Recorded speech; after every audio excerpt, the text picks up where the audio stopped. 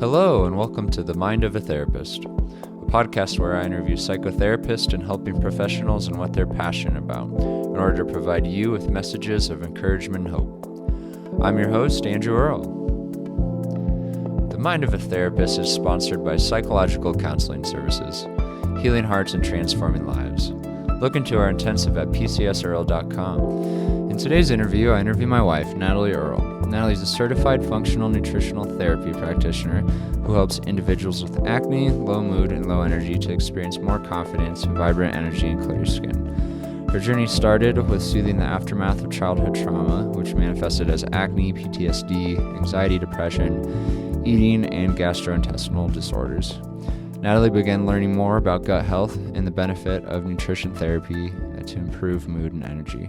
She's lived the connection between gut health, skin health, and psychological well-being by changing her nutrition and reversing food intolerances. So without further ado, here's my interview with Natalie.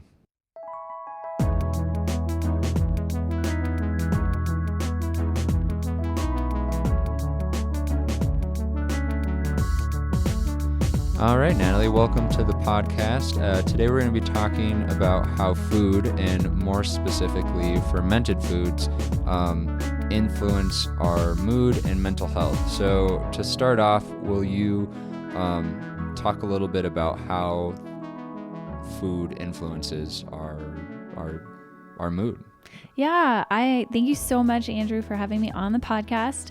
And I'm happy to explain the connection between the food that we eat and our mental health.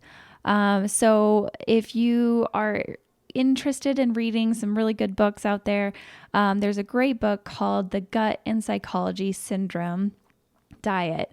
And this really can be a really good starting place for a lot of people, but I'll just give you a little snapshot of what it explains.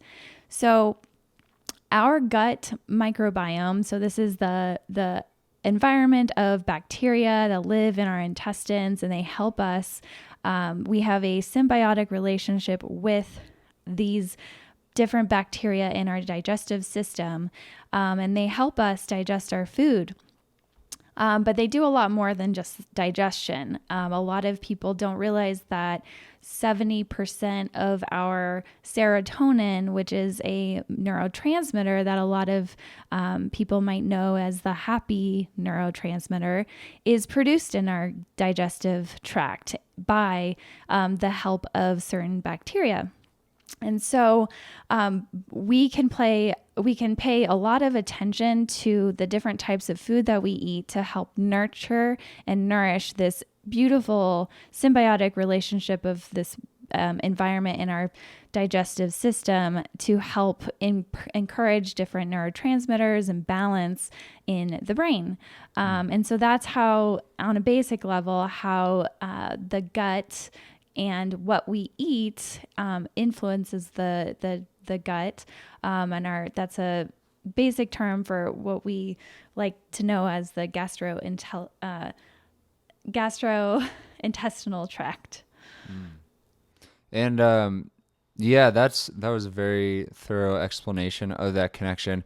And yeah, I thought it would make sense too just to mention that both of us have been on the GAPS diet. We've both done slightly modified GAPS intro diet, and then we've also done the full GAPS diet, and both of us personally have experienced huge shifts. I mean, speaking for myself, I have dealt with a lot of low energy, low mood, brain fog, and I was pretty skeptical at first when we first started dating. I was like, I'm not going to change the way I eat, and then I really started to incorporate these foods, these broth soups, whole foods, and it was incredible to me. I went through kind of a detox phase when I really started doing this diet, and I was like, I don't know if this is working.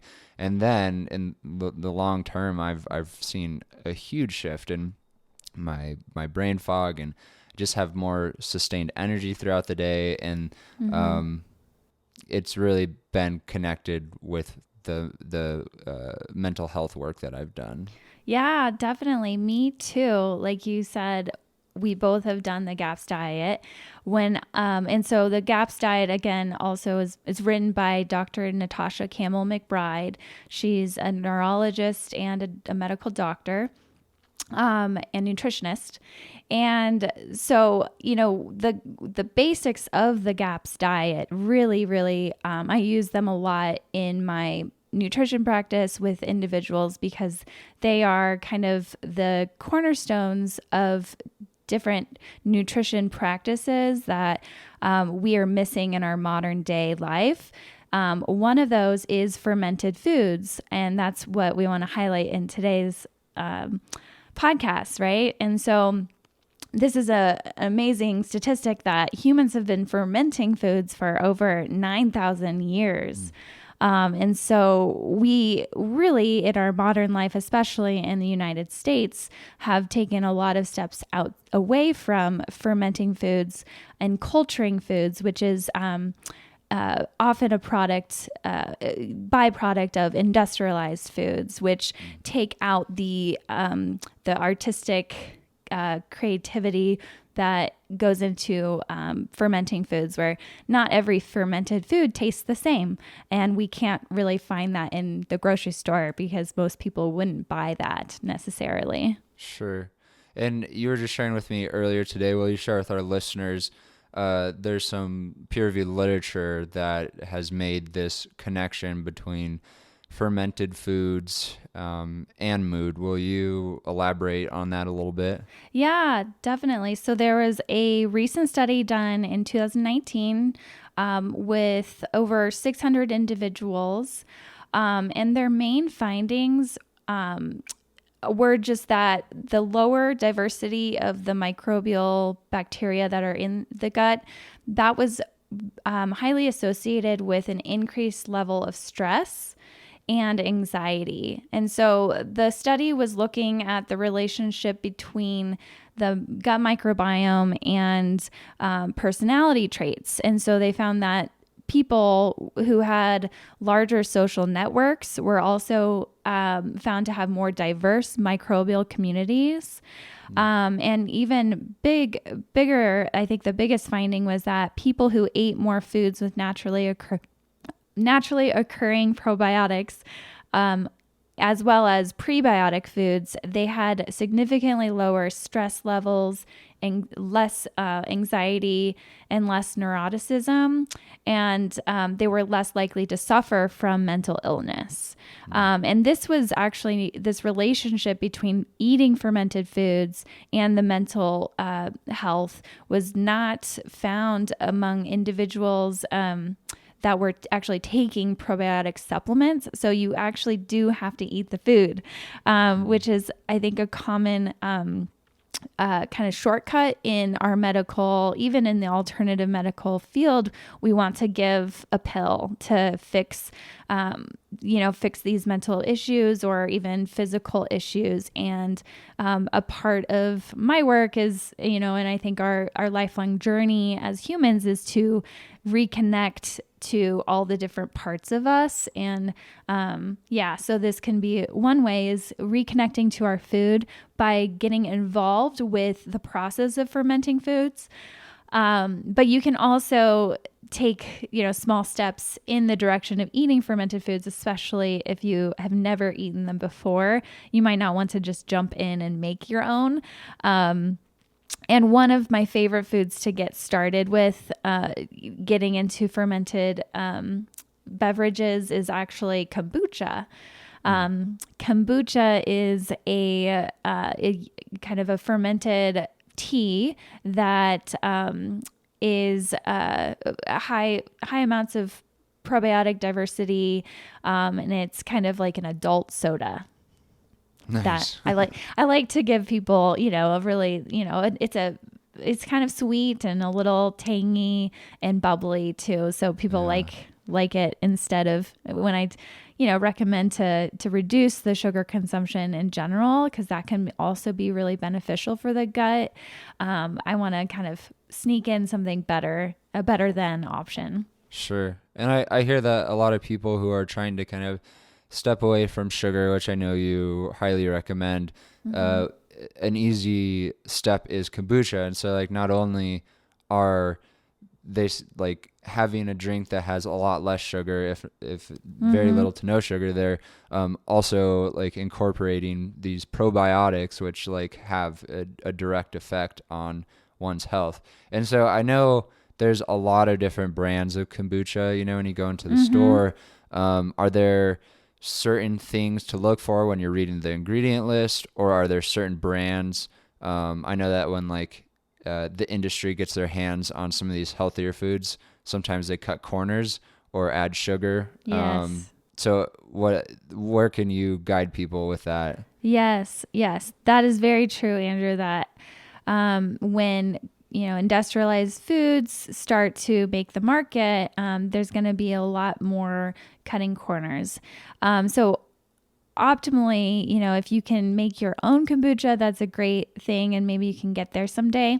But what I like to look for are brands that have, you'll want to look at the sugar content. So a lot of kombucha brands will add a lot of fruit juices to the kombucha, and that will really, really spike your blood sugar. There's a lot of correlation with stress and stress on the body, and how that can negatively impact your gut microbiome. And so eating foods that are high in sugar, that are going to spike your blood sugar really high, that's going to be really stressful on the body. So the less sugar, the better. I try to look for 7 grams or less in the kombucha, because the fermentation process of kombucha does require sugar. And so there might be still a little bit left. Another option is Jun, Jun. And that's a kombucha type style drink, but it's fed with honey instead of cane sugar. So that's another alternative if you're very, very sensitive to sugar.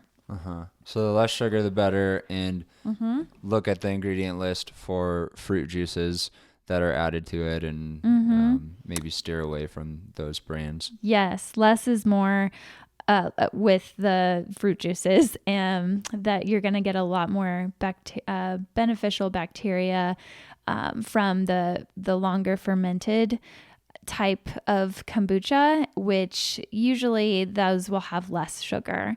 One of my favorite brands is GT's, and so you can take a look and look for their different types of kombucha. Is that the kind you get from Costco?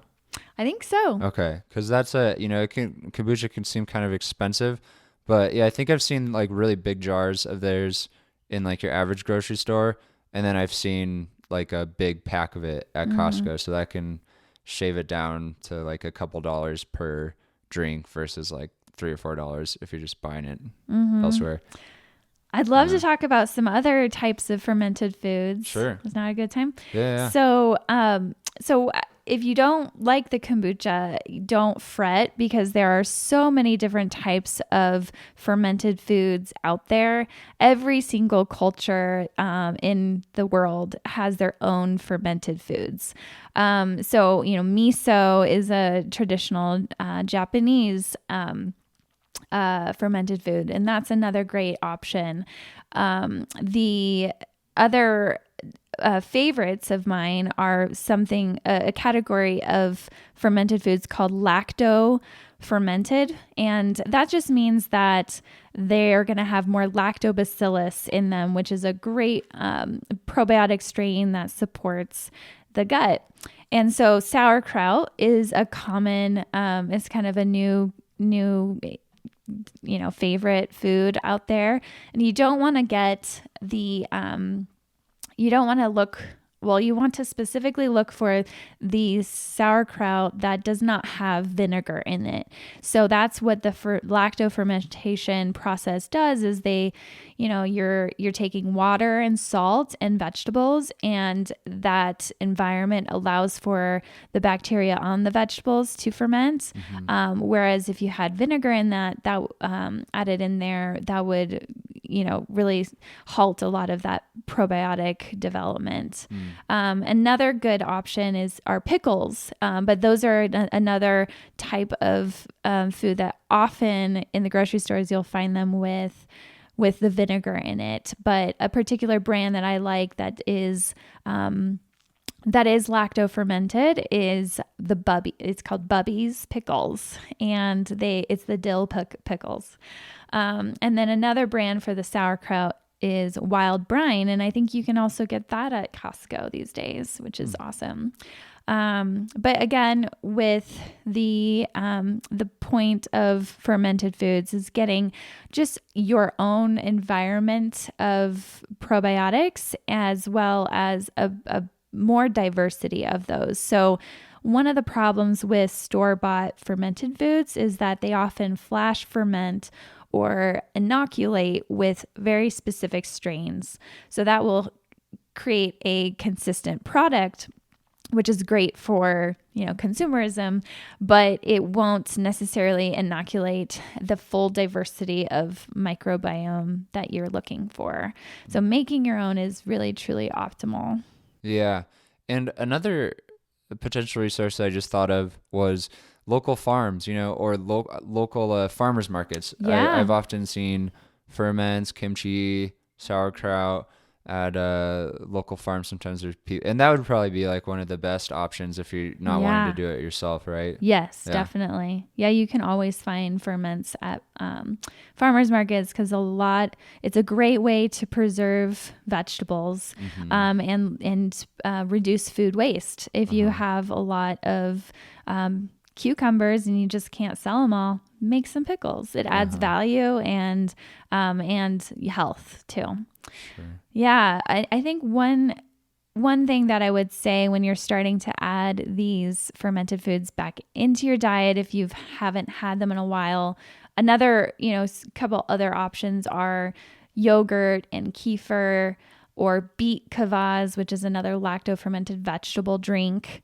But with yogurt and kefir, like I said, the store-boughts are going to have less microbial diversity. But those are still great options if you can tolerate dairy. There's also some coconut yogurt for people who can't tolerate cow or goat dairy. There's GT actually makes a really good fermented coconut yogurt that doesn't have a lot of additives or fillers, which I like. But what I was going to say is you want to go slowly with them if you haven't been eating them for a while, because what can happen is in our modern life, we lead very stressful lives, and it's a perfect storm for something called dysbiosis. So this is a medical term for an imbalance of the gut microbiome. So you can have a lot of specific types of bacteria that are considered opportunistic or potentially pathogenic. And that might be leading or causing or driving some of the inflammation or dis-ease that you might be experiencing in your life, whether that be your mood or anxiety or potentially pain or diabetes or heart disease. And so that imbalance of the gut microbiome, those opportunistic bacteria, when you start to eat fermented foods, there's going to be a little bit of a war going on. And some of those good guys, air quotes, they're the new diverse microbes that you're eating are going to start to create a balance and maybe push out some of the bad guys. So that can lead to some uncomfortable, like you were saying, die-off reactions that might be like a loose stool or, maybe a headache. But typically if you go slow, you don't ever really see that problem. So yeah, it's funny. My mom and my grandpa Jim, I remember one of the first times they had kombucha, because they knew that we were drinking kombucha, and they're like so excited. My mom was so excited to tell us, hey, we had some kombucha for the first time. And I was like, oh, how was it? She was like, well, we both got stomach aches. So Yeah. Maybe that's what you were describing, that was Yes. what was happening for them. It was this. Yes. it was this battle between so you're saying there's these existing bacteria that develop in the gut that are like maladaptive, that aren't helpful, and that these better bacteria that we're getting from fermented foods are kind of shaking things up and almost like in battle with these bad bacteria. Yes, definitely. That's exactly right. So remember that I said that humans have been creating fermented foods for over 9,000 years. So what this has created is we really need to be constantly feeding our microbiome in the gut and in our intestines. Otherwise, what can happen is we can start to see an imbalance. And so this is a practice, an ancient practice that we have to get back into because like we've seen in the literature, taking a probiotic supplement won't cut it. And in our stressful lives, we have fewer social interactions, which contributes to, a less diverse microbiome. And we're spending less time in nature, and our interactions with dirt as well as, just our environment can help boost it. Actually, there's literature that suggests that it improves our microbial diversity there too. So if we're over sanitizing our environments, that's also going to be maladaptive and produce some of these opportunistic bacteria.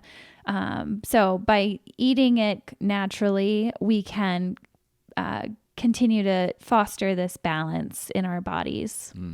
Yeah, one thing that I just thought I'd mention is when you first introduced me to these fermented foods, I was kind of intimidated. I was like, oh, well, can we ferment? Is this a good idea? Because I think that I grew up with this idea that like any sort of mold or bacteria on food, just like throw it away right away. That was what I grew up with. And it's just like, we're just in this germ phobic society. And it was once I read Sandor Katz's book on fermentation, it really opened my eyes to, yes, there are, like, if you're fermenting, there's certain molds that you see a big old thick white blue mold on the top of your sauerkraut. You should throw it away, but it's such a experimentation, such a cool process. And I want to say I was intimidated at first to get into fermented foods, but then once I started doing it, it's become like such a cool hobby. So if anyone listening is having any thoughts about like, well, maybe I should try this. You mentioned beet kvass earlier. I think beet kvass is a great place to start. It doesn't take very long. Will you describe kind of the basics of doing beet kvass? Yeah, of course. And I have a blog post on making your own beet kvass on my website, nutritionwithconfidence.com. But I'll just walk you through it right now. So it's, I think, the easiest fermented food to get into because there's not a lot of time invested in it as well as materials. So if it does go bad, it's a good learning experience. So all you need is one beet, probably like a small to medium size. You need a quart-sized jar. You need 1 tablespoon of like a natural sea salt, Celtic salt, or Himalayan salt, and then some filtered water. And then a nice lid, a plastic lid that goes on top is good, or, one of those jar lids will do. And then you just chop the beet up into cubes, like bite-sized cubes. Put that in the jar, add the salt and the filtered water, and then let it sit on your countertop or on top of the refrigerator in a nice kind of room temperature. 72 degrees, I guess, is ideal for it to ferment for 7 to 14 days. And you can check it after 7 days and see if it's the way you like it. Basically, kvass, it's a Russian drink, and it's you can also ferment kvass using grains and bread, old bread. Stale bread is, I think, the more traditional way that kvass was made. But it's a nice tangy, again, most fermented foods have that kind of tangy taste to it.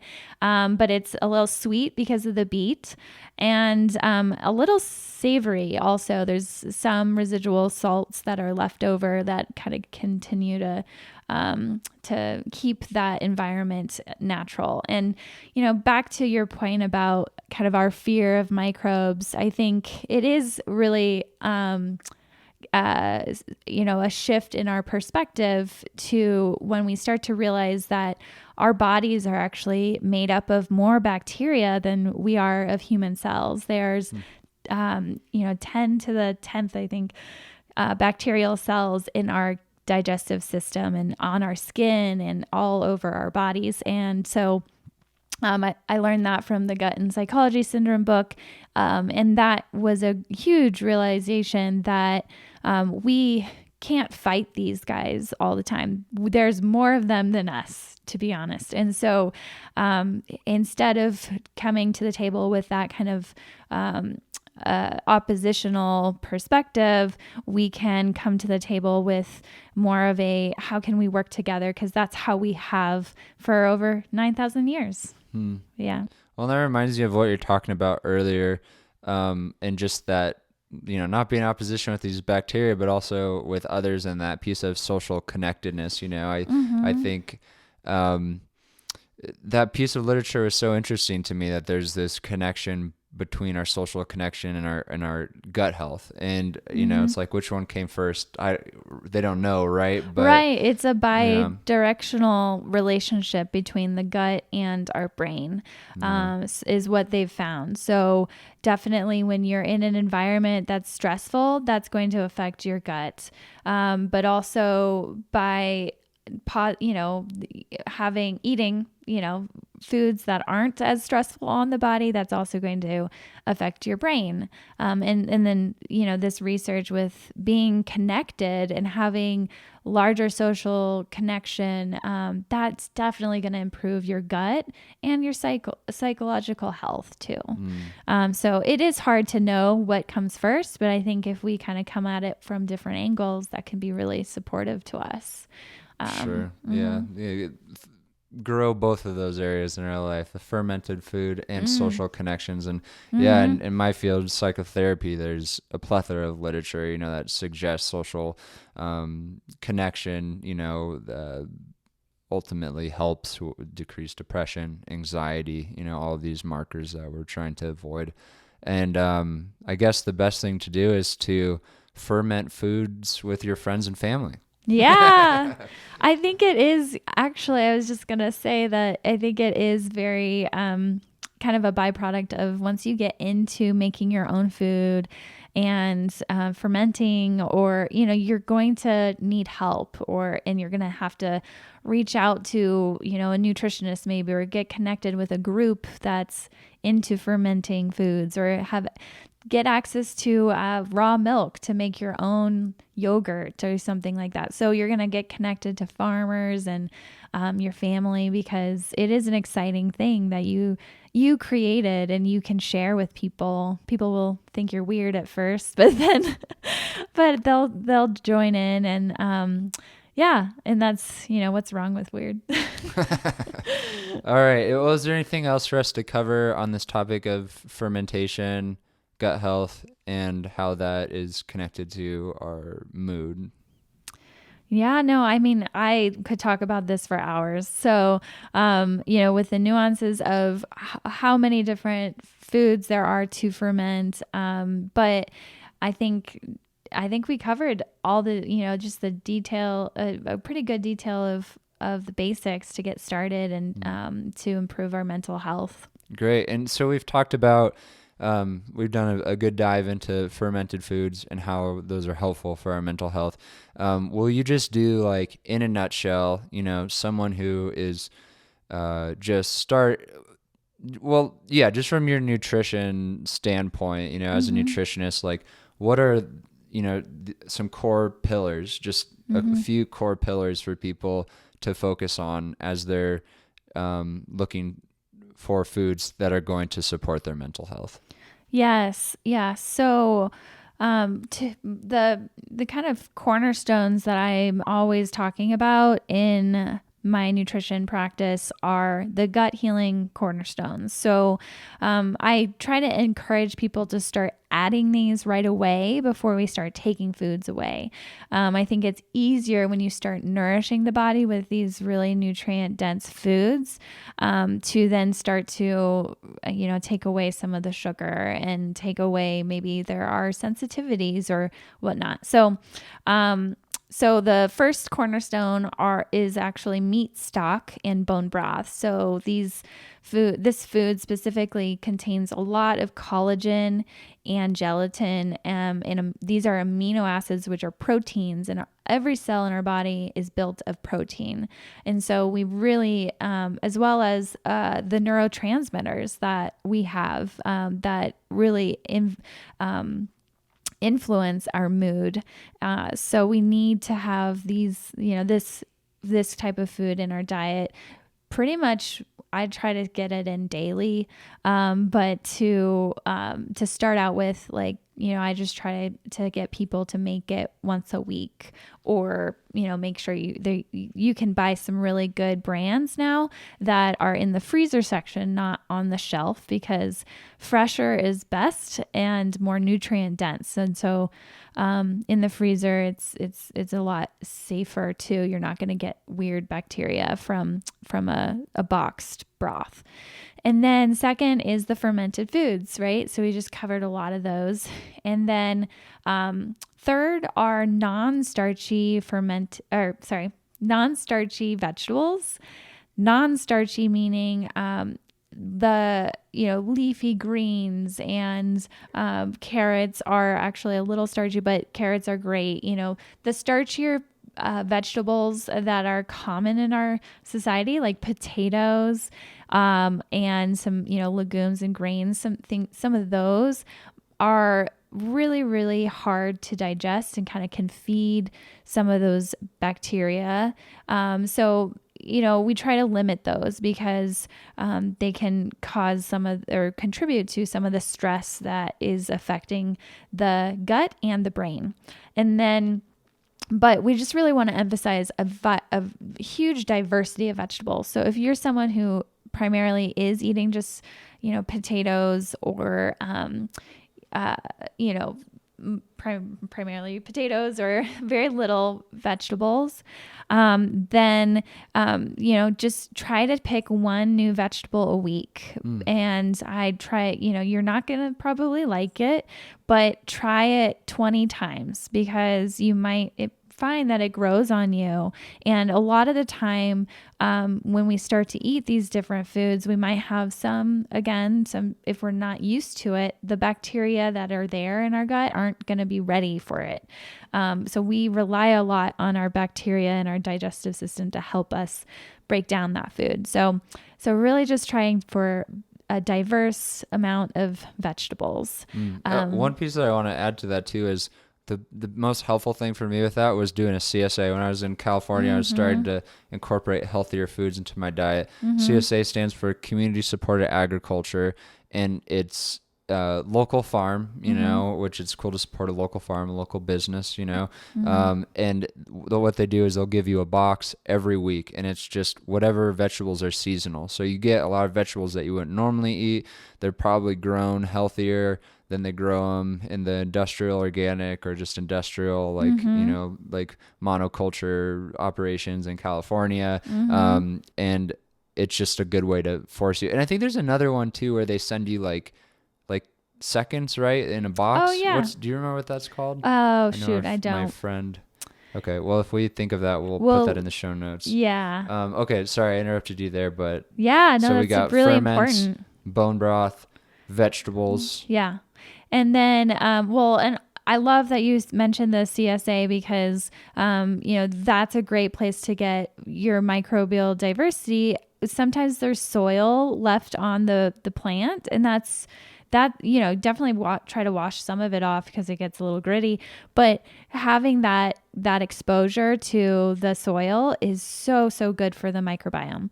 And then, the fourth cornerstone to gut healing and just, just a wholehearted, healthy body and mind, I think is, actually eating a food that's really not a common, or desirable food in our culture, but organ meats are they're superfoods. They are the most nutrient dense foods that you can get that contain all of the fat soluble vitamins and plethoras of different vitamins and nutrients, micronutrients like minerals that we need. And most of our food is actually very depleted in nutritional content. A lot of our vegetables are actually very depleted in nutrients because of the farming practices that have been cultivated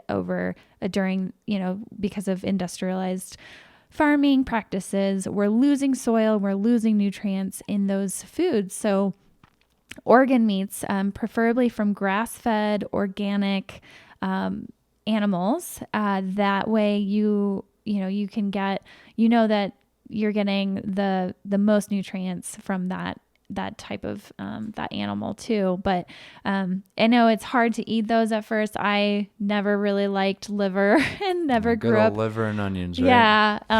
And so I've figured out some really good tricks to get people, and myself included, but also my clients to eat the organ meats. One of the first things I think people should actually try instead of liver is actually the heart. It's much more mild, and I can attest to that. Mm-hmm. I do not like liver, but I will eat some heart. Yeah. And that can gets people queasy a little bit or kind of uncomfortable because it's just so new and different. But this is, again, something that's culturally been done for thousands of years. And we've just gotten out of practice of it. So if you have an open mind, I try to hide the organ meats into ground meats and make little meatballs. And it's all about the ratio. And you can start very small if you're really concerned about it. But that's a great way to get the nutrients in. So you're not craving. Sometimes we have cravings that are really because of nutrient deficiencies. And so this is the best way that you can get all of those nutrients so you're not having any of those cravings.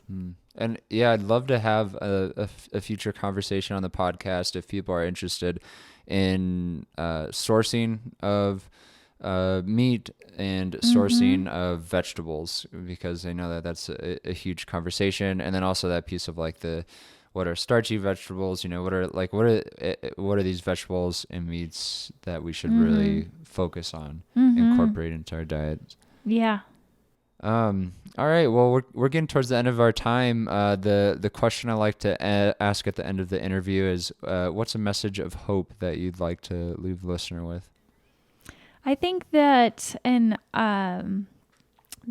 what I have found in starting to take ownership and autonomy in making my own food and fermenting foods too, what that's given me is a lot of hope, because I think we are faced in our society and in our medical system with a lot of kind of what's the word I'm looking for? We're faced with a lot of silencing of our bodies and our symptoms, and not really allowing us to really accept ourselves fully. So, when we have a symptom, we automatically think that's bad, right? And we just want to get rid of it. And I always am telling people, part of my story and how I came to nutrition was because of mental health issues. And it's been so empowering for me to take ownership in this area of my life because it's brought me so much healing. And, so if anything, I think just the hope of nurturing yourself, and that you have all of what you need inside of you to heal. And you just, sometimes we need a guide or some support to help us along the way. But you have that in you already. And so we just need to nourish it. Absolutely. And then if people are wanting to get in touch with you, where would we direct them? Yeah, so I kind of mentioned my website is nutritionwithconfidence.com.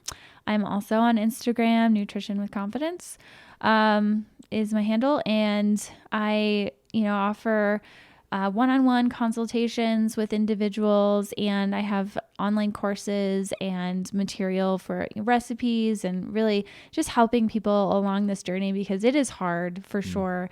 But it's so rewarding, and I love it. So. Well, great. Yeah. And I know that it is hard, and I would probably be eating Twinkies, Oreos, ice cream on a daily basis if it wasn't for you. So the perks of being married to a nutritionist. Yeah.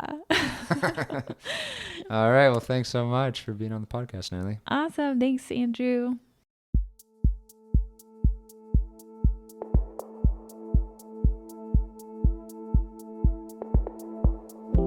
Please press the subscribe button, as well as rating and reviewing our podcast. This helps others connect with what you've been hearing. If you have any questions, please contact us at themindofatherapist@gmail.com. These questions will be kept anonymous. I want to thank Eric Price for the wonderful music you hear in this podcast. Additionally, this podcast was created to provide accurate and authoritative information on the subject matter. Although we are interviewing licensed therapists, they are not your therapists. This podcast is not intended to serve as direct medical advice and should not be used as a substitute for direct professional help. It is given with understanding that neither the host, publisher, guests, or PCS are rendering legal, clinical, or other professional information. If you need a professional, we encourage you to find one. Visit Psychology Today to connect with a licensed clinician near you. Lastly, I wanted to mention that Psychological Counseling Services is currently offering teletherapy. If you're interested in therapy at this time, please visit pcsearle.com. As long as there is a state of emergency in place, PCS will be offering teletherapy.